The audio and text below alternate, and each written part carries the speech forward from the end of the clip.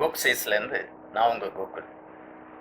இந்த வீடியோவில் ஒரு பைக் அப்கிரேட் பற்றி பார்க்க போகிறோம். ஒரு பழைய ஹீரோ ஹோண்டா ஸ்ப்ளெண்டரை எடுத்துகிட்டு போயிட்டு நம்ம சென்னையில் இருக்க புதுப்பேட்டை ஸ்டிக்கர் கடையில் போய் கொடுத்துட்டு, ப்ரோ இது ஏதாவது பண்ணுங்க ப்ரோ அப்படின்னு கொடுத்து, என்கிட்ட கொடுத்துட்டிங்களே கொஞ்ச நாள் உட்காருங்க அப்படின்னு சொல்லிட்டு பிரிச்சு மேய்ஞ்சிட்டாங்க. என்னென்னலாம் செஞ்சு வச்சுருக்காங்க பாருங்கள்.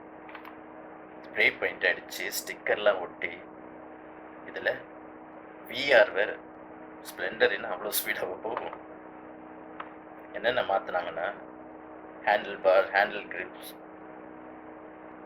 எல்இடி ஹெட்லைட், கிரில்லோட எல்இடி இண்டிகேட்டர்ஸ், ஹார்ன், புது நம்பர் பிளேட் அப்படின்னு மாற்றிட்டு, கொஞ்சம் உட்காருங்க பாஸ் அப்படின்னு சொல்லிட்டு வேறு வேறு ஆங்கிளில் ஃபோட்டோ வேறு எடுத்தார். எல்லா வேலையும் முடிச்ச அப்புறம் வண்டி எப்படி இருக்குன்னு நீங்களே சொல்லுங்கள். அதுக்கப்புறம் பில்லை பார்த்தா ஒன்றுமே புரியல. எல்லாம் டாக்டர் எழுதுன மாதிரி இருந்துச்சு. ஒவ்வொன்றும் எதுவாக இருக்குன்னு நீங்களே விலையை வச்சு கண்டுபிடிச்சி சொல்லுங்கள். இந்த கடைசியில் இருக்கிறது மட்டும்தான் இன்ஜினியரிங் படித்ததுனால புரிஞ்சுது. மொத்தம் எவ்வளோ, அட்வான்ஸ் எவ்வளோ கொடுத்தேன், பேலன்ஸ் எவ்வளோ அப்படின்னு அந்த ஏவும் பிஏவும் வச்சு கண்டுபிடிச்சிட்டாங்க.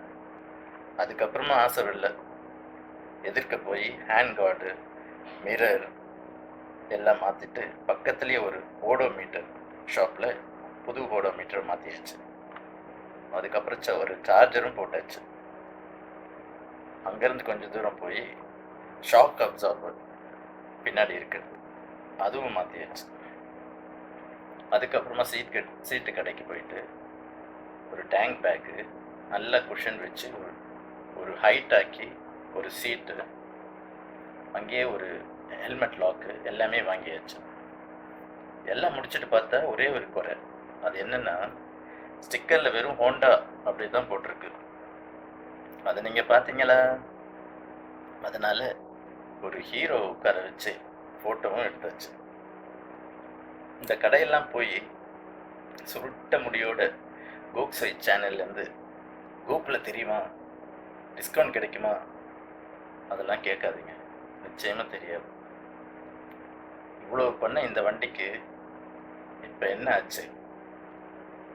அந்த வண்டி இப்போ இன்னும் என்கிட்ட தான் இருக்கா? இந்த கேள்விக்கெல்லாம் வரப்போகிற வீடியோஸில் விடை கிடைக்கும். நன்றி.